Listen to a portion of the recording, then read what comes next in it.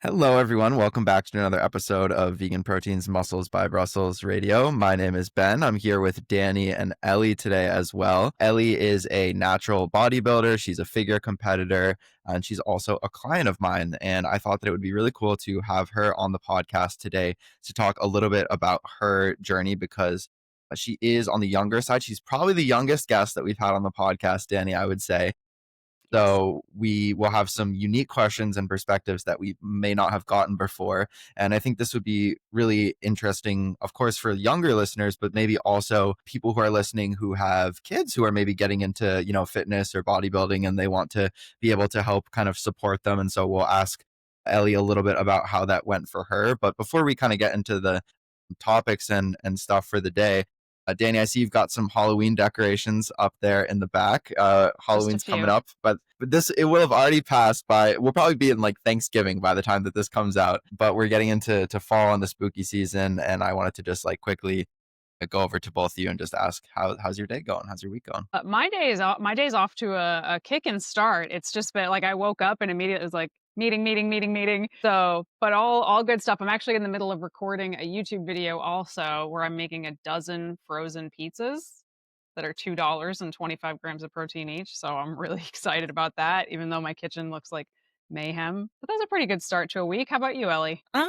Pretty decent. I just got back from class and a lot of talk about a lot of chemicals today. So kind of stressful topic, but all good so far.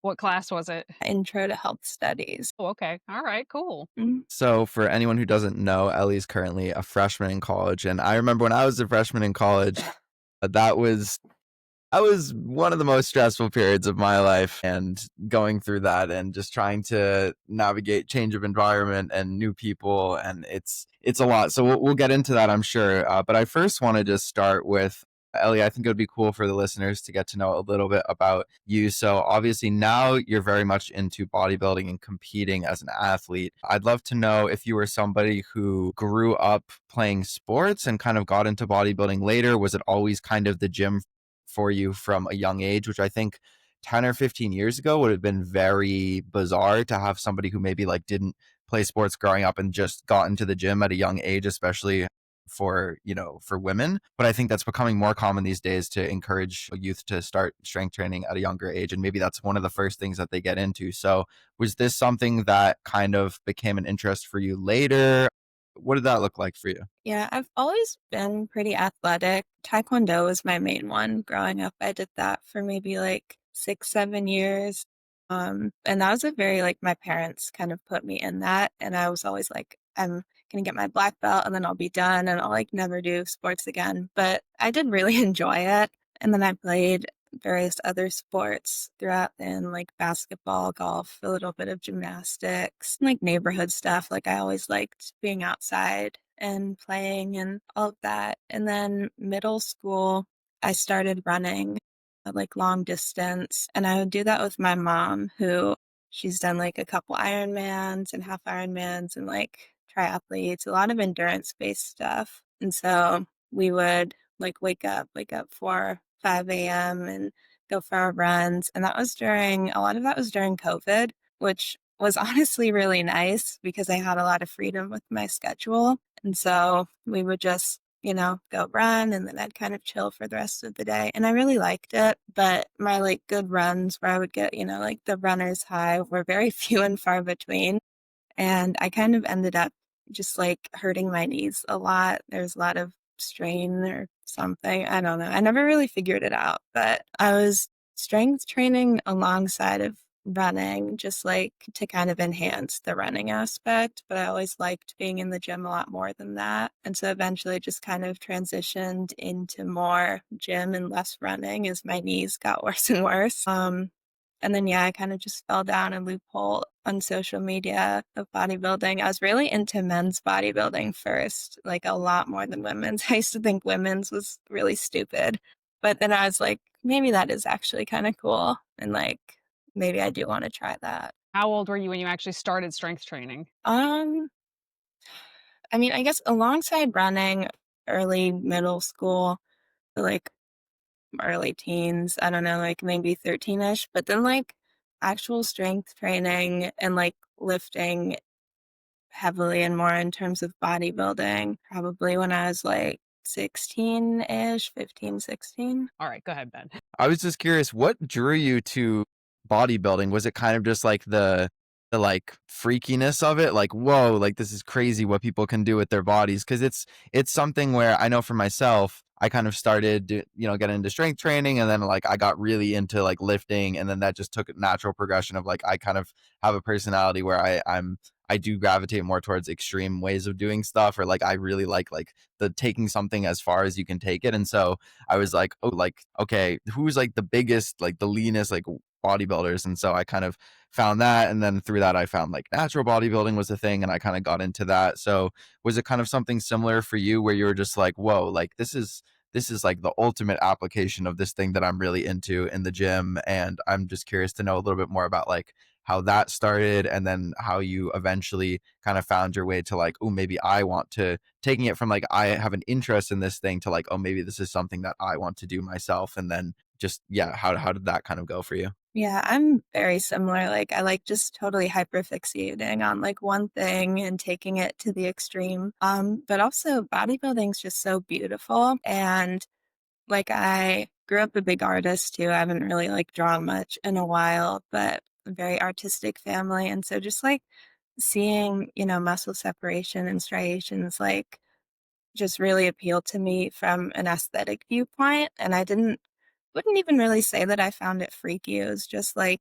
so gorgeous and pleasing to look at. And so yeah, that was a very like aesthetic thing, but also like I like going to the extreme on things as well. And like in terms of me, like I've always been very disciplined, and then you could also say like neurotic. And I feel like bodybuilding supports that and gives you kind of a reason to be like, this is why I have to be so strict, rather than just going day to day without having like such a solid reason to tell other people. Yeah, I think there's something rewarding about putting that into a goal that you're working towards. And I guess you could call it rewarding. It's a double-edged sword, as we all know, where like sometimes it can, having that goal, especially if it's something that means a lot to you, can kind of drive those neuroses or those tendencies or behaviors even more so. But I do think it is something where it's like, as long as you have the acknowledgement that your entire self-worth is not dictated by the performance in that given sport or what that goal is, I think it can serve you in a positive way. So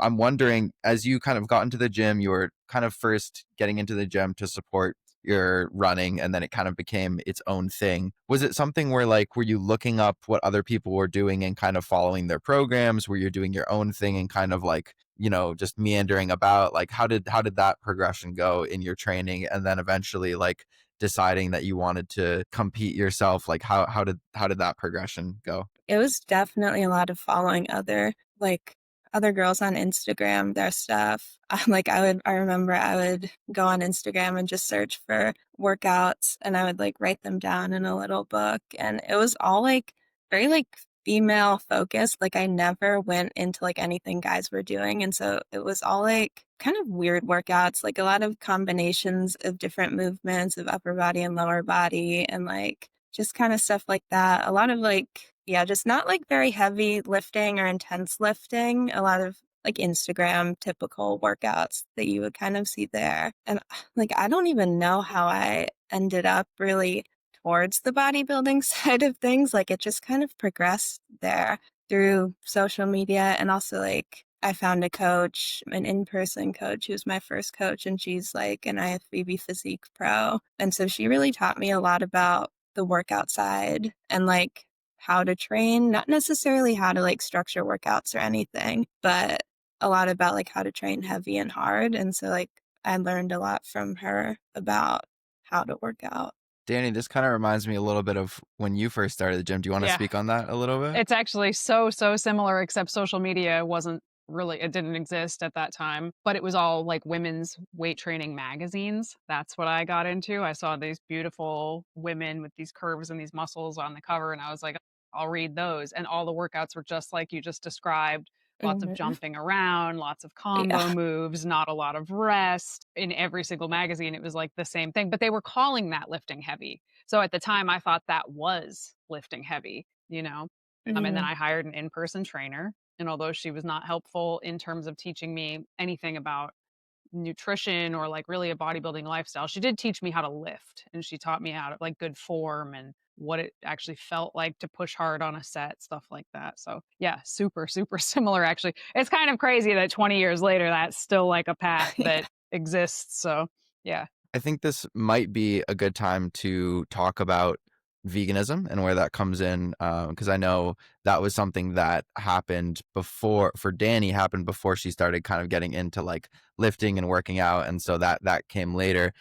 When did that come in for you, Ellie, and what did that look like? Was it something that was it always kind of purely like ethical based? Was there kind of like an interest from health? Because obviously, you know, you grew up playing sports and being athletic. So when did that start for you? I got into veganism. Like I went vegan kind of around the same time I started running, like my early middle school, which I guess around start of COVID lockdown and stuff. And I was actually out of convenience at first, which usually like it isn't, but my parents at the time, they had watched one of the documentaries, I don't know, one of the like vegan athlete documentaries, and they were like, well, we're gonna go vegan and, you know, see if it helps with anything like on the health side. And at the time, since I wasn't really in school, like it was lockdown, I was making my parents lunch a lot. And I was like, well, I'm not going to make myself a separate lunch. Like, I'm just going to eat the same thing. And so, like, I ended up eating pretty much vegan the same time they did. And then, like, as I continued to eat like that, I kind of like the algorithm on Instagram kind of found me again and started showing me a lot of stuff, mainly the ethical part. And so, like, a lot of slaughterhouse footage and like CAFOs and stuff like that. And I was like, oh, well, like eating meat and the dairy industry and animal agriculture is like terrible, um, from like every perspective you can think of, from environmental, ethical, health. And it really just like solidified me eating like that. And like, so like it was very just like, now I'm vegan, and I never really looked back on it. That's cool. What I'm curious, what was it like? Okay, so you kind of have this natural evolution. You decide this is something that I actually want to stick with in the long term. Now that was during the pandemic, and eventually you kind of go back to school. Was it something where did you feel kind of like because when I went vegan, I was halfway through college, about maybe even a little bit more, and it was also like throughout that whole time it was the pandemic for me, so I didn't really have a ton of like social pressure, like maybe a little bit because towards the tail end of college, but I imagine like being in high school, there's I mean and just in general there's a lot more social pressure, so I'm curious if that was something where you felt like kind of self-conscious about it, or if it was something that you were like not wanting to have conversations with people about, or like what was that like for you? Yeah, I mean, I just never really talked about it and nobody asked about it. Like, I never really had many friends, so like I didn't have people that were going to like push back against it or like want to have conversations about it. A lot of it was just me like not eating at social events. So it really didn't play a big part in terms of like anything social. Would you say that in general, there hasn't been like a ton of friction in your life from it? It's kind of just something where like you tend to do your own thing anyway. So it was just more something that affected you versus like people around you and having those conversations. Socially, generally, yeah, like it's been pretty fine. But my dad ended up going carnivore, and so a big shift from veganism, and that like has created a lot of tension between me and him and between our family because my mom is still vegan too. And so like that part's just been kind of rough because it's a lot of him being like, well, carnivores are the best. Meat eating is like the best thing ever. Veganism is going to kill you. And like, it's why you have so many like mental health problems. Like, I've been diagnosed with like OCD and depression and PTSD. And like, even some of that was before I even went vegan, but he kind of decided that it was just all because I'm vegan. Danny, I feel like being a vegan for so long, you've probably had your fair share of people telling you, different things is because of veganism, whether it's like health things or some way that you look. I'd be curious to know, like, have you had similar things with family members or friends or people close to you? Maybe not like internet strangers. I'm sure obviously you get a lot of that just having a social media presence and following. But is that something that you've like experienced as well, where people kind of come to blame veganism as like that reason why things have stemmed from that, or is that something that you haven't really experienced personally? I've definitely experienced it, but way less now than I used to. Because when I went vegan, I was 16. So everybody thought I was an idiot because I was just a kid. So there was that. And then when I started losing all that weight, I was obese to start. No, it wasn't like, oh, good job, you're getting healthier. It was like, oh, look at you're malnourished and wasting away. And I was like, but I wasn't healthy before. And then I had acne at the time. People were like, that's because of you being vegan. Basically, any health problem that came up, people were like, well, that's because you're vegan.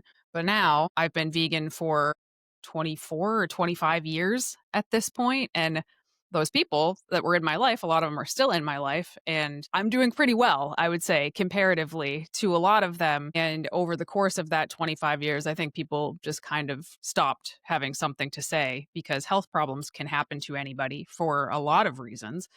Both physical and mental health problems can happen for a plethora of reasons, many of them having nothing to do with nutrition, whether you're vegan or carnivore or whatever.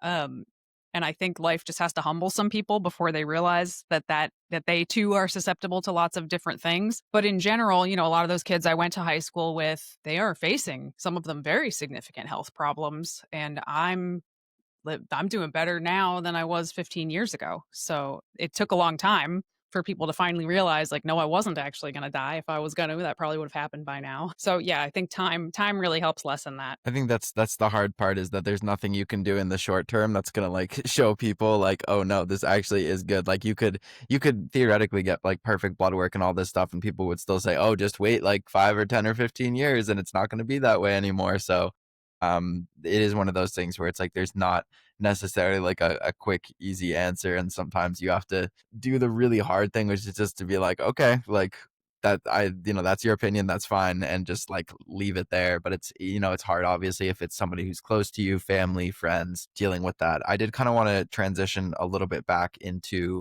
bodybuilding, Ellie, and talk about kind of your first competition season. It's pretty, I would say, not super common.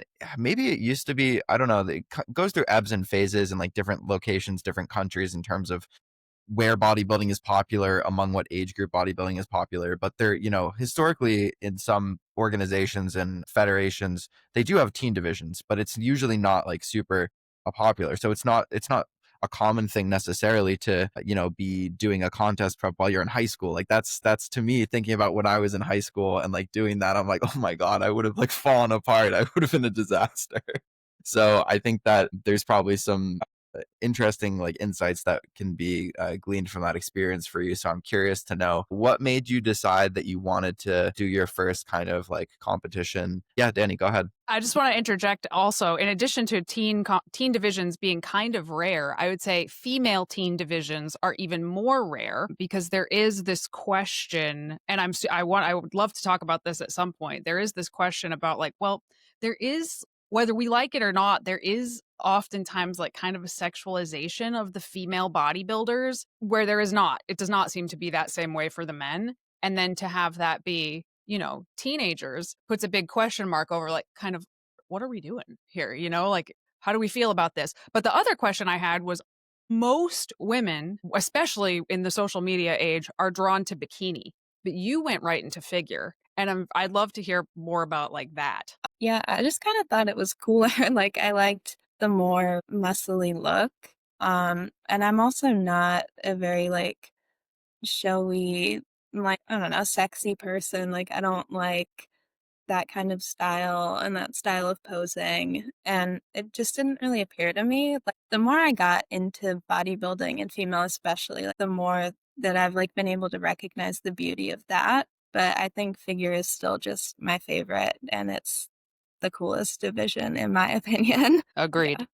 Mhm. That was another cool parallel that I thought of with you two is the figure division. So I think that figure is really, like you said, I think it's a really beautiful division because obviously there's more of an emphasis on muscularity, but the symmetry, the kind of the X frame, the V taper, like that's kind of front and center of what figure is. And so I think that it has an aesthetic component, but it still has like a muscularity component to it as well. So what was like, was there an impetus of like, now is the right time to do this versus like putting it off? Because I know for me, initially when I kind of was interested in competing, I was like, oh yeah, it'll probably be like a 5 or 10 year thing. And then it ended up being, I think, like 4 or 5 years after I started getting into lifting. So it was sooner than I thought. And there was kind of like a moment or like something that happened that made me decide I actually wanted to do it sooner. So I'm curious, like what made you decide like now is a good time for me to do it? I don't know how deep I can get, but just in terms of like not even a competition, but like getting a coach and starting like actually bodybuilding, it was really just a way to like keep me alive in a sense. Like I had a horrible experience my sophomore year. Like one of my teachers raped and groomed me over like the course of a while. And so like I was just like I just needed something and someone to really like keep me afloat and like I can latch on to routine very, very easily and that can just keep me going for like an indefinite period of time. So I was like, well, I either like go into like the steep dark spiral or I, try a coach and like I found a coach and she looked fine and I talked to her and it was like all fine and dandy and whatever. So I started with her and like I said, in terms of training, she was really good, but she wanted me to do like a kind of like test show to like test where I was and like prep me in like 6 weeks or something. And I just like was like, that sounds really sketchy and I don't want to do that. And like at the time, nobody around me really knew that that was sketchy. They were like, oh, well, like she knows what she's talking about. She's like an IFBB pro. Of course she knows what she's doing. But thankfully I listened to my gut and then I found you guys. And then, Ben and I, we planned for a later competition date, which I was much more comfortable with. And it was like late May, which was the perfect time because it was like the end of my senior year. And so like a senior year is kind of a joke in high school, really, after you get accepted to college. So like I could really focus on the prep. So I think that was a really good time that we ended up picking. I think Danny, that's any kind of thoughts before I jump incredible in? that you Yeah. had like those spidey senses at, were you 16 or 17 years old at the time? 16. That's Yeah. insane. Like in a good way. Like that's so incredible that you were able to pick that out. When I started bodybuilding, a 12-week prep was very, very common. Like it was almost the standard. And now we look back at that and go, what were we thinking? A 12-week prep. And the fact that somebody in 2023 or whatever wanted to prep you for 6 weeks at 16 years old, that's like borderline criminal in my opinion. Mhm. So it's pretty incredible that you were able to suss that out and be like, I don't think that's a very good idea. I also want to say I'm just so sorry that you went through something that horrible. And you're not the first person that I've heard say that bodybuilding really kind of saved them or pulled them out of a really, really dark place. Not exactly the same story, but I'm curious if pursuing this bodybuilding goal helped you feel at all like you were kind of taking back the ownership of your own body? Yeah, definitely. Because like he controlled me for a very long time. And so now it was more like I am building the physique I want, but also building the person that I want. And through prep, it also really helped me just like become friends with myself, kind of, because I had to spend so much time with myself and reflecting on what I was doing. And that helped a lot with just not beating myself up and just like, being friends with myself and trying to be nice to myself and getting myself to like do the things like wanna do all my steps and also getting steps helped a lot like outside in nature and connecting with the outside has also been so helpful in terms of that. So I'm very glad that I'm continuing to get steps and just have a step goal and that like that was my main form of cardio instead of just like, I don't know, the Stairmaster or treadmill or something, just being stuck inside. I have so many more questions, but I don't want to jump ahead too No, far. no, please go ahead, Well, Danny. first I want to hear when you guys started working together. So that was a little over a year ago, year and a It was half like ago. July maybe of 2024. Okay. So did you? I know that you competed in May, April, May, yeah. something like that. May, yeah. So did you go through like a building phase together at all in the beginning or anything like that? Because I mean, that's not a super long amount of time. So I'm just curious how you mapped that out together. Yeah, we did like a short building phase, just like a couple months, and then got into prep like late November-ish. I think a lot of the initial stages, and this is true for in general clients that I'm working with, is just kind of setting a foundation of like routine and habits and getting used to kind of my style of programming or how I like to, communicate and doing check-ins. And so I think the first usually at least month or two is kind of just about like setting that up. But yes, what we did start doing, Ellie, you'll have to remind me after I'm done in a second here about like kind of where you were coming into coaching with nutrition. Like I think you had some familiarity with like meal plan and macros, and so I don't remember it being like a big thing where there was that much of a learning curve for you. Like pretty much I gave you stuff and you were kind of on it.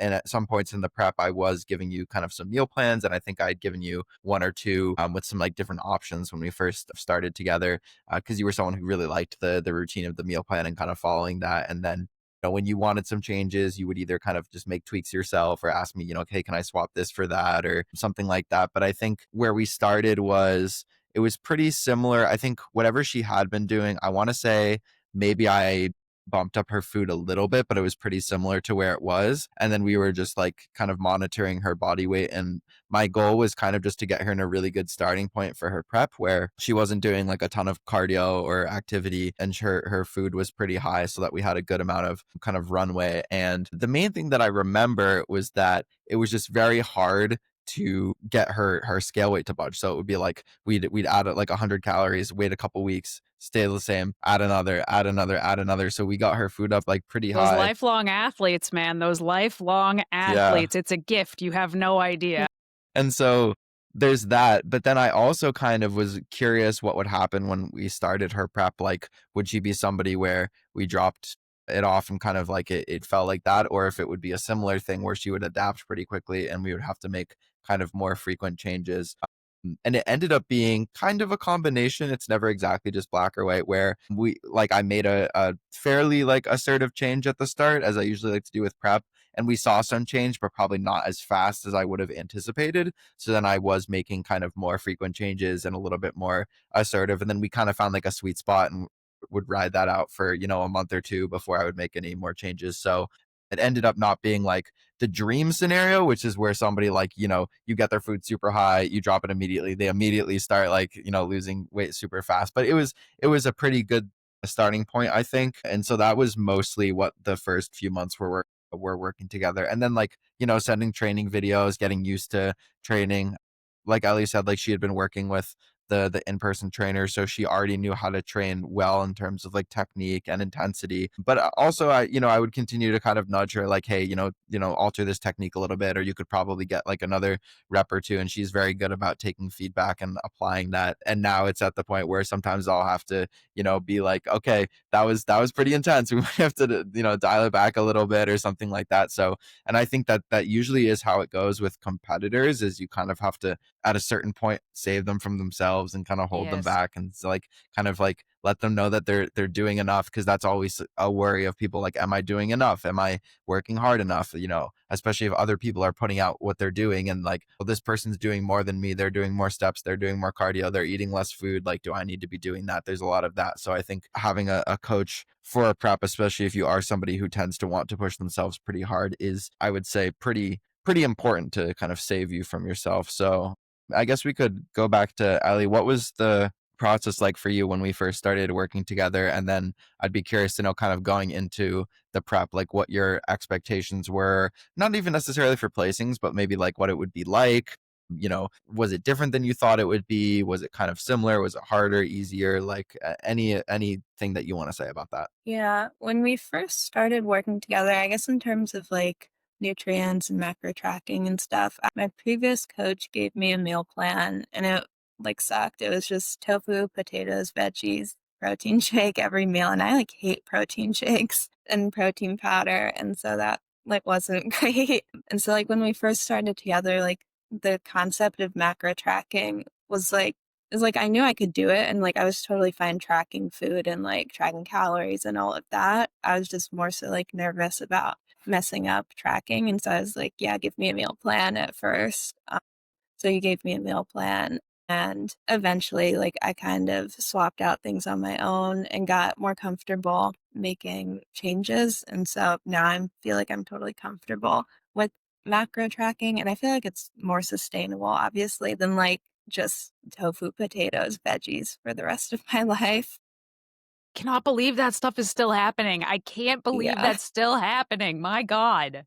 Sorry, Yeah, and continue. well, I like was looking into other proteins I could have when I was with my old coach, and I was like, "Oh, seitan like looks really good," and she was like, "No, I looked into this. I think it has like too many carbs," and I was like, "I don't know what you're talking about, but okay." So she wasn't great with nutrition, but then for prep, like I don't think I really had crazy expectations that it would be like life changing or anything like that. I think the main thing, honestly, like, was just being so tired, like, a lot more tired than I expected and tired mentally, but also physically. Like, my legs, they just felt like sandbags that I would drag around with me all the time. But it really wasn't much of a shift in terms of like routine or anything I was doing.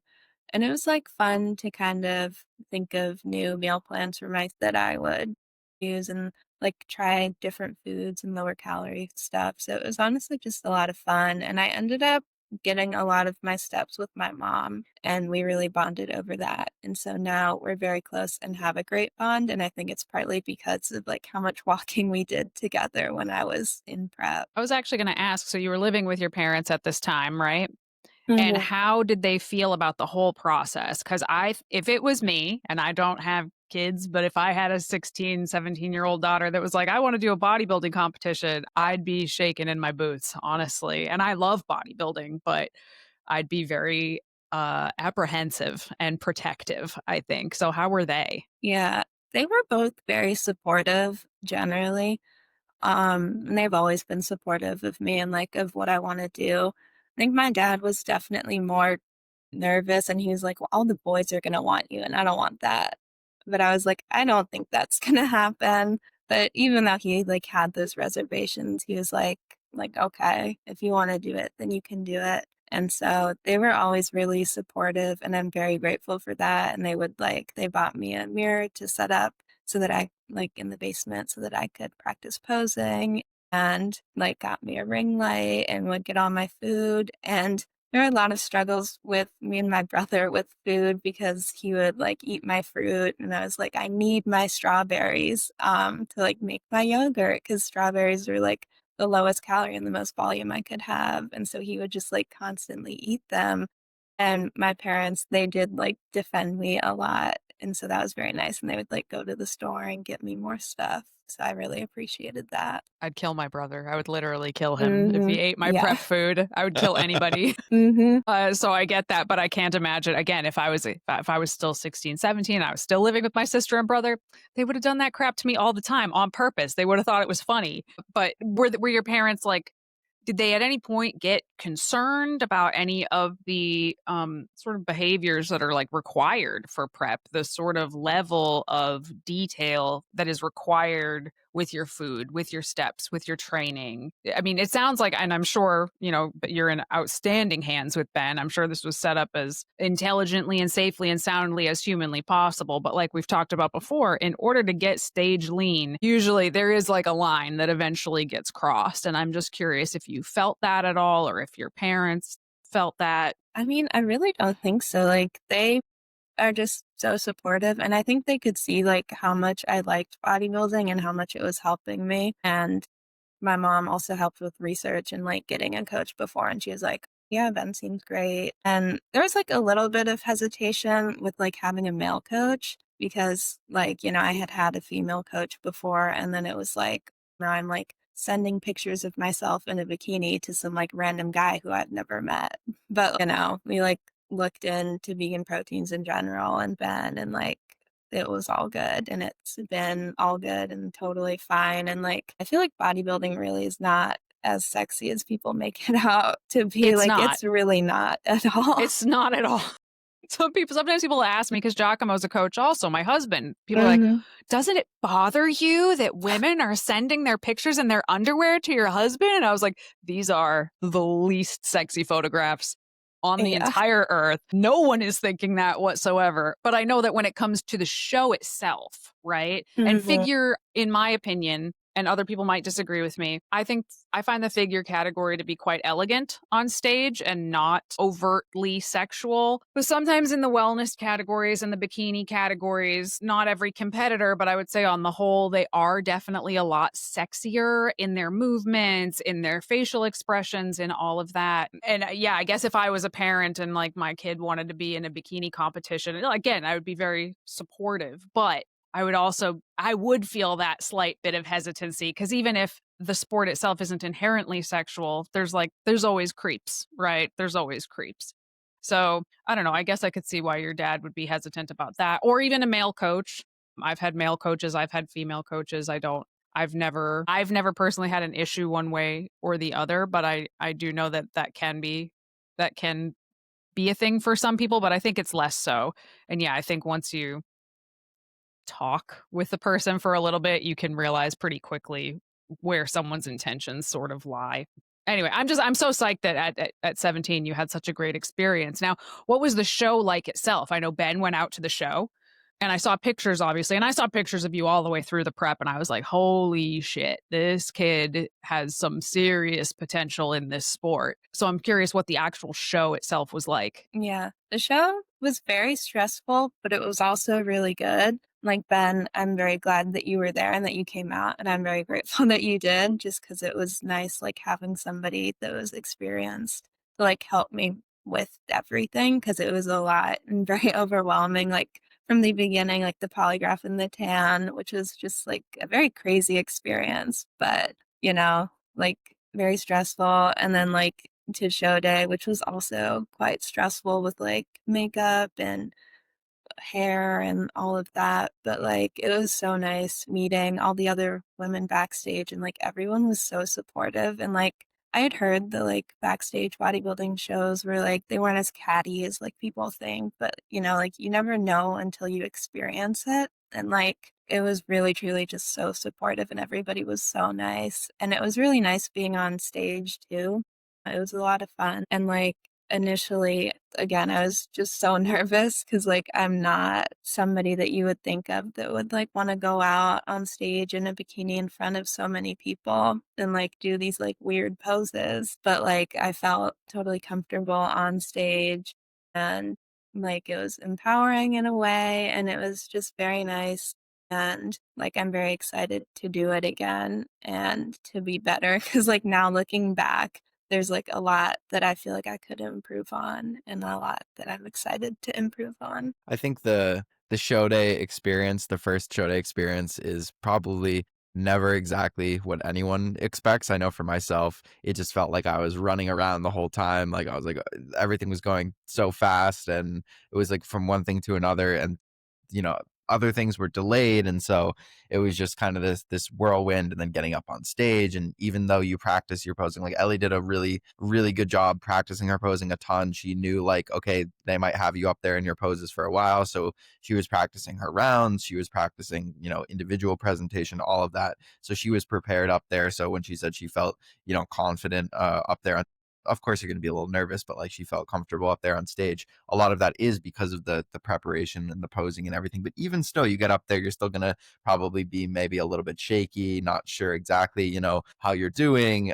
It's almost like you kind of go into like a trance, almost like you're there and then you're done and you're off stage, and because you have all these people in front of you and it's all this craziness You going can't on. see anything, just Yeah. lights. Yeah, Yeah. exactly. The lights are right in your face, and sometimes it can get hot on stage, and then you're worrying about, is my tan gonna run? And there's so many different things that are just going through your head, so you can never really fully know what to expect until the kind of the first time you do it. And I think oftentimes people, their first one, I think sometimes there's the fulfillment of like, okay, I made it to the show, I did the prep, I did this thing, so there's that thing. But then also like it doesn't always go the way you expect. And so usually there's like, I didn't look as good as I thought I was going to look, or like, oh, I looked so good in these photos, why didn't I look that way on stage? And there's so many things that go into that, right? Like the tan, the lighting, the stress of peak week. There's so many things that go into that. But I think that as long as you kind of walk away from your first show with the feeling of like, okay, of course there's maybe some things that I could do better, but like I had a good experience. I enjoyed this. I probably want to do it again. I think that's kind of my main goal whenever I'm coaching somebody through their first competition or competition in general, is like, hey, can we improve on, if it's, seasoned competitor, can we improve on what we did last time? Or if it's a first time competitor, can we, make sure that the prep is as least invasive as possible and that they're enjoying and looking forward to the next one. So that's, of course there's always going to be kind of bumps and hiccups, but I think as long as you're walking away excited for the next one, that's kind of where I feel like the success is in a prep. What do you think, Danny? Totally. So I relate very much to, well, both of you. There's a little bit more glitz and glam as a female competitor, which is not my thing. Like it's not the stuff that I am drawn to, the hair and the makeup and the tan, but it is a part of it. So the show day itself is always probably a big struggle for me for that reason. Like if it was just like, hey, come in, get on stage, spin around, show us what you got and leave, I think I'd like it a lot more. That's not how they go, because it's the bodybuilding process that I like so much, more so than the competition itself. And it took me a few years to figure that out. But I remember after my first competition, I almost left. I don't know if I ever told you that, but when I was backstage, there was no room to sit or anything like that. And it was before COVID. So everybody was there. All the divisions were there backstage, because they only started changing that up during COVID. And I looked around and I saw the other figure competitors, and I was doing debut, novice, and open. And I looked around and I saw some of the other figure competitors, and I was like, what am I doing here? What? I'm not going to go out there and embarrass myself right now. And 𝐬𝐿𝐫𝐿, I was like, I'm going to leave. Like, I'm just not going to do this. And it was Spirit of America. 𝐬𝐿𝐫𝐿 was like, you sit your ass down in that chair right now. Like, you are getting on stage with these people. I don't give a crap what you think. And I like hid behind the tanner the whole time. I was so uncomfortable. And I ended up doing better than I expected. I mean, I didn't win, but I did better than I expected. But still, looking back at the photos, even to this day, looking at those photos, I'm just like, I don't love how I looked on that day. And it's been years, it's been over a decade, and I'm still like, I could have come in better than that, But I think that's just the nature of bodybuilding, is like we always want to get better and do better, and you can't predict what the lights on the stage are going to be like or how that tan is actually going to look on you. So your progress photos almost always, in my opinion, look better than your stage photos, which is unfair, but it is what it is. And where was your show again? It was in Baltimore, like 𝐾𝐨𝐧'𝐭, right outside of Baltimore. That's right. And did you do multiple divisions? I did debut, novice, teen, junior, and open. So I did a couple. Yeah, you did all of the ones you could get it. You can't do masters yet, but you did everything you could do. All right. Yeah, that's a wild day. I thought 3 was a lot. But it's great because that's so much experience out of one show. And every time you go out there, you feel a little bit more comfortable. But usually every time you go out there, you're in a more competitive group. So generally, because it usually ends with open. So how did you feel immediately after the show? I know that those can be some very complicated feelings. At first, I felt very disgusted and gross. Like I was so sweaty, and like the tan, like I hate the tan overall, just the feeling and the look. Like I followed bodybuilding very closely at like very competitive level. I've never seen a competitor who I've liked more with a tan. I just like think it ruins the whole physique, really. Like I like the cool grainy look, but so like I was like, I want to get this tan off of me right away. So like I showered and that was good. But like in terms of my physique, I definitely wasn't super happy. Like I definitely, like you said, I liked my check-in photos a lot more. And like when I look at it now, like I'm proud of like all the work that went into it. But like I'm more hesitant to say like I'm proud of the physique that I brought to the stage. But also at the same time, I think like with how long I'd been training and with my age and everything, there are definitely like big limitations to like the amount of muscle I could have even had. And like it wasn't a dieting problem or anything, like I was plenty lean. So it's really just like I wanted more muscle. So it is what it is. But it's just yeah, time. exactly. I mean, If you ask most adults, like well into their 20s, 30s, 40s, like if they could do something different, what would it be? They'll almost all say they wish they had started earlier. So the fact that you started lifting in late middle school, that's going to give you such an edge, not just in time, but like your body is still very much like growing and developing at that point in time. You're building satellite cells that like people that start lifting in their late 30s, they're going to have a much harder time building them. And like you are going to have that edge over people. And that's a really hard truth to tell folks that were not athletic at all when they were younger, which is me. But this is why anytime I see kids that don't have any sort of sport or activity or whatever, I really try to encourage people to get their kids in sports, not because of like competition necessarily, but because like it will help their body in ways now that will pay off in 20 or 30 years, even regardless of bodybuilding, just in health in general. So I think you have a much bigger leg up than you realize now. And I think time is really going to show you that payoff. Mhm. Ellie, I'd love to know what are your kind of next steps. I know we've discussed kind of when you might consider competing again, whether that, I know initially you had said, oh, well, maybe it would be kind of cool to compete next year, maybe towards the end of the year. And then later you kind of came back and said, you know what, actually, I feel like maybe I'd like some more time to kind of build and, make significant improvements for the next time that I compete. So I'd love to know kind of where you're currently at with that. Obviously, bodybuilding is a lot of the same stuff. It's a lot of like, it just depends what phase you're in. And it's really like one or two things that change, and most of it otherwise is pretty similar year round. And then I also wanted to just quickly get into the topic of going off to college and navigating like how that all changes everything, because obviously that was something that you were really like wanting to make sure was still going to be, am I still going to be able to make progress? Am I still going to be like, new gym, new environment with food? And I know it was definitely on your mind making that transition. So a couple months in, I'd love to know how it's been so far, and just kind of what are the changes that you've had to make, with that new environment. Mhm. Well, for future plans, like I want to compete at like as high a level as I possibly can. So really just improving there and seeing how far I can go naturally and all of that. And so for college, it's definitely been a struggle. And like the next time I prep, I definitely want to be off of the meal plan because like right now I'm just really trying to get as much of the stuff that the meal plan offers, to random veggies and like oatmeal and fruit and stuff like that. But So when you say yeah, meal plan, you mean the college meal plan, right? yeah, Okay, yeah, just making sure.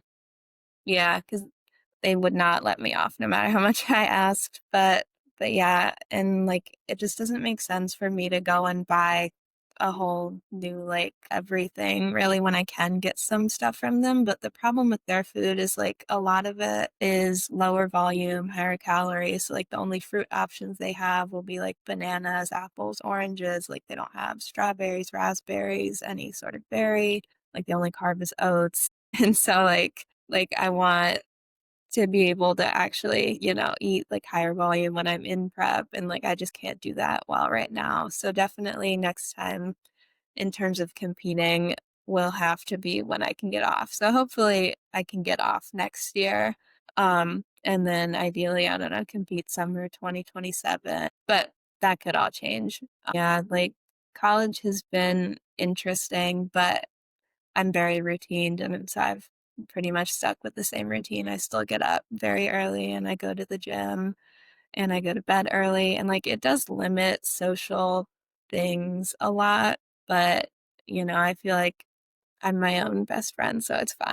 Like I can be alone most of the time, or like with those few connections that I do have. And like I'm totally fine not going out and partying and drinking and staying up late. Like I like going to bed early and then waking up and going to the gym. Is there like a crew that goes to the gym that you see there regularly? Yeah. Yeah. I go to the Planet Fitness that's closest because it's the only gym that I can walk to.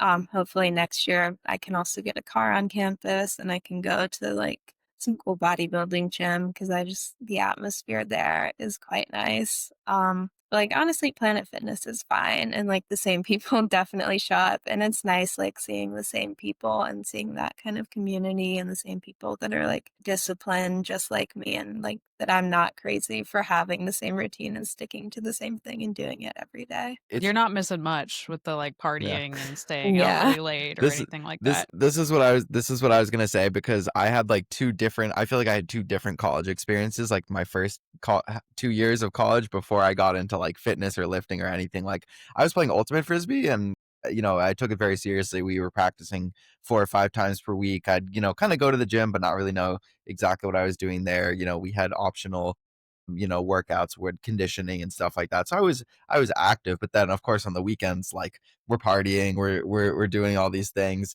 and it was like whatever, just like going from home environment to new environment. I went a little crazy, and then I got into lifting and fitness and everything, and I'm like, ooh, this is so awesome. Like I love having this routine and this structure. And before, I was not very routine. I was not very structured. There was some changes when I went to college, like even myself as a student, going from like not really caring about my studies, procrastinating, putting stuff off, to like when I went to college, for whatever reason, I actually don't even really know why. I just started like getting stuff in on time, getting ahead. So it was kind of this like slow, gradual transition, and then getting into the gym.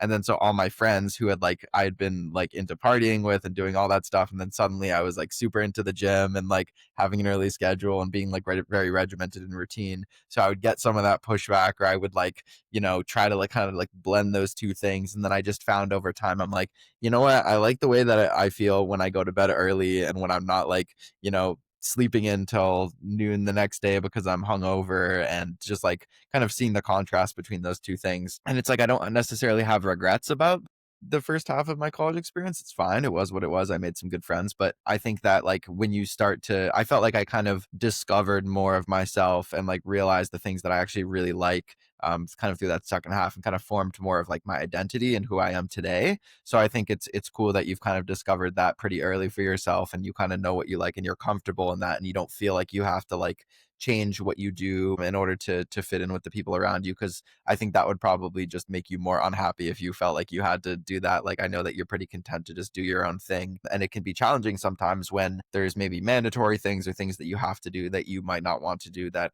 are kind of in conflict with that. But I think that's something that you learn as you kind of grow and have more responsibilities, how to integrate those things with bodybuilding and still enjoy your routine and enjoy what you're doing. So I think college is actually not a bad time for bodybuilding either, because it's just like you have your class schedule, you have your routine, you can kind of get into it. Of course, there are some challenges with people being loud in the dorms and sleeping and stuff. Like Yeah. I do recall that, and that can be annoying. I had a question. Are you guys, would you say that you're in like a building phase right now? Yeah. Yeah. How do Yeah. you feel like emotionally or psychologically or whatever about the idea of like deliberately gaining weight? I know that's a huge issue for a lot of people in general, but women especially. So I'm curious how you feel about that as a young woman in college, deliberately putting on size. Yeah. There are definitely good days and bad days. Like some days, especially reversing out of a show when like I was very lean and like I had like some separation and like a small waist and everything. And so like there's some days when I'm like, well, I'm just like totally fat now. But most of the time I do like how I look.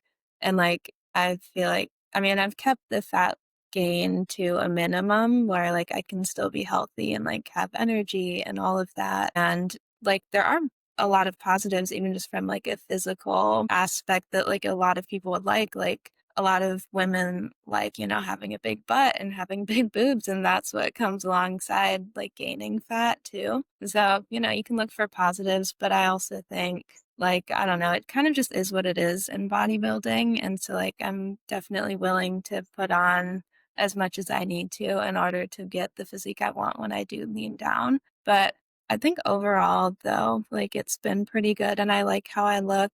I feel like my shape right now is a lot better, even like better than when I was competing. And like the fat kind of helps with that, but I think, a lot of it hopefully is muscle too. And like, you got to eat to gain muscle or to at least have an easier time gaining that muscle. So it's been good. And I like eating. So I like eating more food, which is nice. See, that's where the college meal plan comes in handy, right? Exactly. Yeah. So like now it's like totally fine. It's easy, but Oh, that's really awesome and super refreshing because it's not super common to, and it is, I think it's hard for everybody coming out of competition prep, even when you know it's the right thing to do. It's still, yeah, I would say more days than not, you wake up and just kind of see yourself and you're like, womp, womp. Yeah. Even when it's like exactly what you should be doing, it's like you can't unsee yourself with that separation. So when it's not there, you're like, oh no, this is a step in the wrong direction. But it's not a step in the wrong direction. So that's so cool to hear that you're like willing to do that. When I look back at my own journey, that's my number one regret, is that I spent so many of my earliest years in bodybuilding just trying to be leaner all the time. And I feel like I really wasted precious time that my body would have put on muscle more easily than it would now. Right. So, like, take advantage of it, I would say. Because, yeah, the weight you gain is way more likely to have a better muscle ratio than, like, if you gain 10 pounds and I gain 10 pounds doing the exact same thing, you'd probably have gained more muscle than I would, just because you're 20 years younger than me. So, it just makes me very happy to hear that. And Alice is actually a really great role model to look up to in that right now, because she has taken her build on kind of unlike anything I've ever seen, honestly. In any of my female clients, I've not once seen anybody be like, yeah, I'm totally going to gain 30 pounds in the next 2 years. Like, I've never heard that. And she's like, she said it, she's doing it, she's getting super strong. So anytime I have a female client that's like, well, I don't want to get bigger, and I'm like, Alice is a high level pro bikini athlete, and check out what she's doing, and proudly. So anyway, very Yeah, cool. I think Ellie's done a really nice job of like not just focusing on one thing. Like, of course, it's hard not to get fixated on the number on the scale, because oftentimes in prep, you're focusing on like, did the scale drop this week?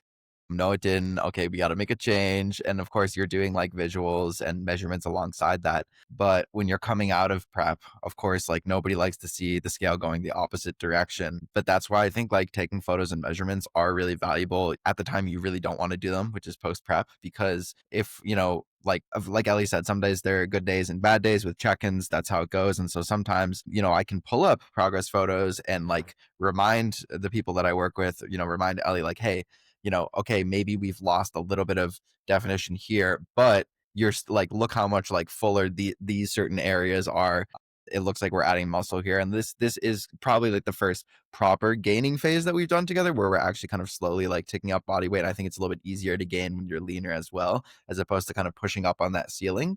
So I think she's making some really good progress with some of the areas that we did identify, like, hey, these are areas that we want to bring up before the next time we compete, and still staying pretty lean while doing it. And it's not easy to do, because this is a conversation that we've had during check-ins, and I've felt this way myself, where when you're coming out of a show, it's tough because you want to obviously like not gain more body fat than you need to in order to make improvements, but at the same time you want to be eating more, and it's like you're never quite satisfied with the amount that you have. But I think if you can ride that out, which is really tough, like ride out that period where you don't feel like you're eating enough, you get to the other side of it, and first of all, you can look back and feel like, okay, I did a really good job at that. Like, I was able to kind of maximize the time that I had.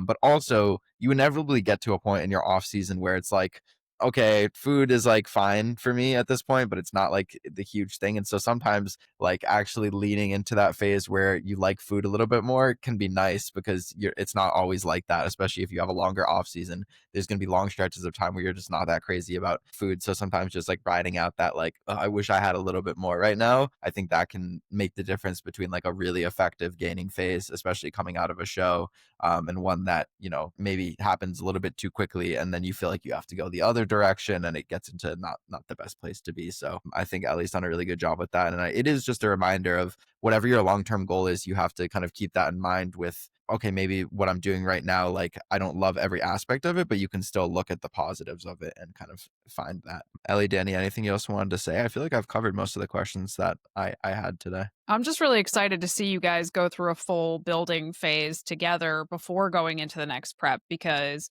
I think, and I think Ben would agree, like that building phase, that's when the real magic happens. Like, because the prep is just kind of unwrapping the present, so to speak, that you've built over the last period of time. And I mean, maybe your last coach was great at this particular thing, but I know Ben is. So I think you're gonna come out of the other side looking like a new competitor, basically, which is what everybody wants every time they prep, right? They want to look head and shoulders above where they were before, and I think you're really primed to do exactly that. So that's so exciting. I'm excited to watch her journey. I think also it's like the more you get to work with someone, the more you get to learn about them. Like just thinking of one kind of one-off example, like a little bit after prep, Ellie kind of was talking to me about like some of the programming that we'd been doing and like, hey, I actually feel like I haven't really progressed that much on a lot of like my shoulder exercises. And like that's an area for figure that's very important for kind of creating that X frame. And so I looked at that and, asked kind of some questions. Do you feel like you're recovering okay? Obviously, I know she's doing a lot of the big picture stuff, so I don't even have to ask about that. I can kind of get more granular. And so she was recovering okay. And so I said, okay, it seems like a lot, but we're just going to add a lot of volume, like more volume to what you're doing right now. And since we made that change, she's been making really good progress on like all of her shoulder stuff. And so it's stuff like that where even, Yeah. it took like pretty much like a year to kind of figure that out, that was something that was happening, because you can't always see like sometimes you have to wait to see like, is this thing working or not? And so that's another just thing, like working with a coach for a long time, you get to pick up on this stuff, and it just makes the coach athlete relationship better, but it also allows the person to make better progress because you get to really know them and learn, okay, when I have this input, this is the output that you get. So yeah, Yeah. I'm excited to see how that goes. That's such a good point. Like, I have clients that I've done their contest prep since like 2016. So they don't compete every year, but like, maybe I've prepped them through 5 seasons or something in that time. And every time it just gets better and better and tighter and tighter. And I know, like, I can literally look at them on show morning and like be like, you need some white rice and we're going to dump some maple syrup on it right now because you need that like right now, and exactly how much. And it works. Whereas like 5 years ago, it was like, let's have some rice cakes and some jelly and cross our fingers, right, that this is going to work properly, because you just don't know that first time, knowing which athletes respond better to higher volume, lower volume, who responds better to dietary changes versus cardio changes, who can do steps, who needs more formal cardio. Like, that stuff takes time to figure out. And in the beginning, I don't want to say people like coaches are guessing. They're not guessing. They're kind of doing what works for most people and then learning from there. So the longer you work with somebody, the better it gets, is what I have found. Absolutely. Okay. Well, before we head out, Ellie, do you want to let people know? I know that you've started getting into posting a little bit more on social media and sharing your journey, and I'd love for people to be able to kind of follow along, because I think you have a really cool story, and I think people will be interested in seeing what you're doing. So, would you like to share kind of where people can find you? Yeah, I'm just posting on Instagram at 𝐿𝐼𝐶, just a combo of my first and last name. Yeah. Okay, awesome.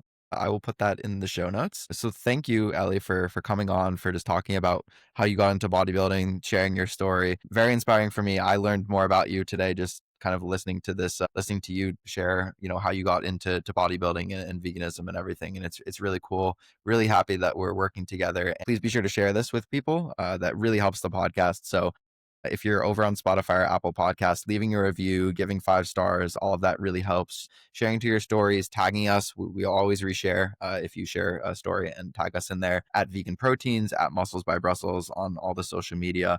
If you're interested in getting coaching similar to myself working with Ellie in this capacity, we work with all kinds of folks, not just competitors, but lifestyle clients, all the way up to people who want to be competitive bodybuilders. So if you're interested, you can look down in the description below. There will be a coaching application. We'll get back to you ASAP. You can also head over to our website, VeganProteins.com, fill out a coaching application there. So thank you everyone for listening to another episode of Vegan Proteins Muscles by Brussels Radio, and we'll catch you in the next one. Bye everyone.